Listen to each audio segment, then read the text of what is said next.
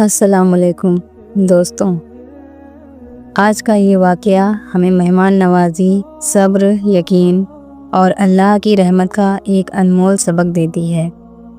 حضرت سعدی صاحب کی زندگی کا یہ واقعہ ہمیں سکھاتا ہے کہ جب دل میں سچائی اور نیت میں خیر ہو تو اللہ ایسے راستے کھولتا ہے جن کا ہم تصور بھی نہیں کر سکتے۔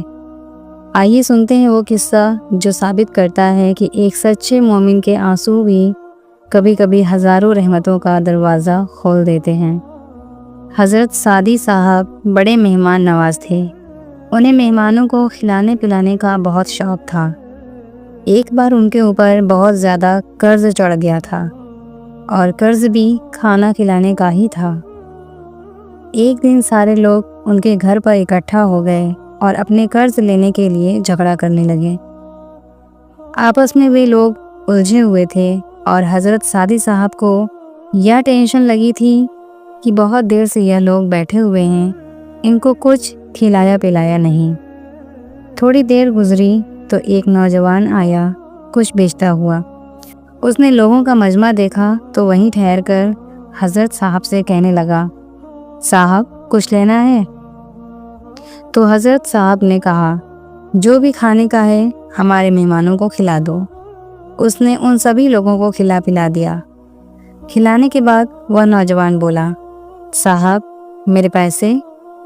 تو حضرت نے کہا، یہ لوگ بھی قرض لینے ہی آئے ہیں، تم بھی ان کے ساتھ بیٹھ جاؤ، جب ان کو ملے گا تو تمہیں بھی مل جائے گا۔ وہ نوجوان رونے لگا اور کہنے لگا، صاحب میرے گھر میں میری بہن ہے، میری بوڑھی ماں ہے، ان کی ذمہ داری میرے اوپر ہے اور یہ سب بیچ کر جو بھی پیسے آتے ہیں اس سے میرا گھر چلتا ہے، پلیز مجھے میرے پیسے دے دیجئے۔ یہ سن کر حضرت پریشان ہو گئے، سوچنے لگے کہ یہ کیا ہو گیا۔ حضرت صاحب سوچنے لگے کہ اس کو پیسے کیسے دوں۔ تبھی ایک شخص نے دروازے پر دستک دی اور بولا، حضرت صاحب میں آپ کے لیے کچھ نذرانہ لے کر آیا ہوں۔ میرا من کر رہا تھا کہ آپ کو بہت سا نذرانہ پیش کیا جائے۔ ہمارے نبی صلی اللہ علیہ وسلم نے فرمایا ہے کہ اگر کوئی تمہیں تحفہ دے تو اسے منع نہیں کرنا چاہیے۔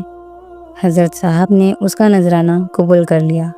اس میں بہت سارے پیسے تھے۔ انہی پیسوں سے انہوں نے سبھی قرض داروں کو ان کے پیسے لوٹا دیے اور اس نوجوان کے بھی پیسے دیے۔ وہ نوجوان پیسے لے کر چلا گیا۔ ان قرض داروں میں سے ایک شخص بولا، حضرت صاحب ہم بہت دنوں سے پیسے لینے آتے تھے لیکن ہمیں نہیں مل رہے تھے، آج اچانک ایسا کیا ہو گیا کہ سب کے قرض ایک ساتھ مل گئے؟ حضرت صاحب نے بہت پیارا سا جملہ کہا، تم میں سے کوئی رونے والا نہیں تھا نا، اس لیے اگر ایک بھی رونے والا ہو تو باقیوں کے کام بھی بن ہی جاتے ہیں۔ ایک حدیث میں آتا ہے، حضرت حسن بن مالک رضی اللہ عنہ فرماتے ہیں کہ رسول پاک صلی اللہ علیہ وسلم خطبہ دے رہے تھے۔ حضور کی باتیں دل کے میل کچیل کو اتار رہی تھیں۔ ایک شخص حضور کی باتیں سن رہا تھا، سنتے سنتے رونے لگا۔ ساری گفتگو چھوڑ کر نبی پاک کی توجہ اس شخص کی طرف ہو گئی کہ کیا ہو گیا۔ پھر نبی کریم صلی اللہ علیہ وسلم نے مجمع کی طرف نظر کی اور فرمایا کہ اگر آج یہاں وہ سارے مومن بھی ہوتے جن کے گناہ پہاڑ کے برابر ہیں تو اس شخص کے رونے کی وجہ سے ان کے سارے گناہ معاف ہو جاتے۔ یہ شخص رویا ہے تو فرشتے بھی اس کے ساتھ رو پڑے ہیں۔ دوستوں، نبی پاک صلی اللہ علیہ وسلم نے فرمایا ہے، جب کوئی مومن بندہ روتا ہے تو اس کے رونے سے مجھے بھی تکلیف ہوتی ہے، جب میرے مسلمان بندوں کو تکلیف ہوتی ہے تو مجھے بھی تکلیف ہوتی ہے۔ وہ رسول جو کافروں کو قید کرتے وقت فرماتے ہیں کہ رسی ڈھیلی کر دو، کیونکہ جب ان کو تکلیف ہوتی ہے تو مجھے نیند نہیں آتی۔ بدر میں جب کافر قید ہو کر آتے اور ہائے ہائے کرنے لگتے تو نبی پاک کو رات بھر نیند نہیں آتی۔ تو جب ہم امتیوں کو تکلیف ہوتی ہوگی تو کیا وہ گنبد خضرا والے سکون سے رہ پاتے ہوں گے؟ نبی پاک صلی اللہ علیہ وسلم اپنی امت سے بہت بہت محبت کرتے تھے اور کرتے ہیں۔ یا محبت نہیں تو کیا ہے کہ جب حضور صلی اللہ علیہ وسلم دنیا سے رخصت ہونے والے تھے تب بھی انہیں امت کی فکر تھی۔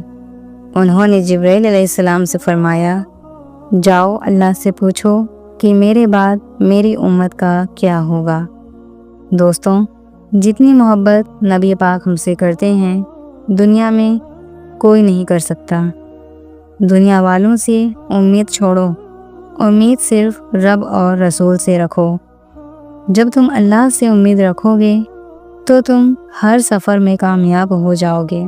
اگر رونا ہے تو اللہ کے سامنے رو، دنیا کے آگے مت رو۔ دنیا کو تمہارے رونے سے کوئی فرق نہیں پڑتا۔ اپنی پریشانیاں اسی رب کو بتاؤ، سجدے میں گر جاؤ اور رو رو کر اس سے اپنی تکلیفیں کہو۔ جب تم ہر پریشانی اللہ کو سنانے لگو گے تو تمہیں دنیا والوں کی ضرورت ہی نہیں پڑے گی۔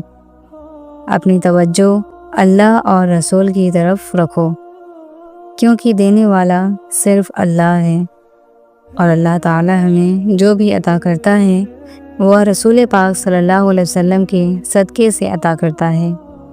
اے اللہ، ہمیں نبی پاک صلی اللہ علیہ وسلم کی سنت پر عمل کرنے کی توفیق عطا فرما۔ ہمیں نماز اور قرآن پڑھنے کی توفیق عطا فرما۔ زندگی میں جو بھی گناہ ہوئے ہیں، جو بھی غلطیاں ہوئی ہیں، اپنے حبیب کے صدقے سے ہمیں معاف فرما اور ہمیں سیدھے راستے پر چلا۔ ہمیں جھوٹ، غیبت اور چغلی سے بچا۔ ہمیں حلال رزق کمانے اور کھانے کی توفیق عطا فرما۔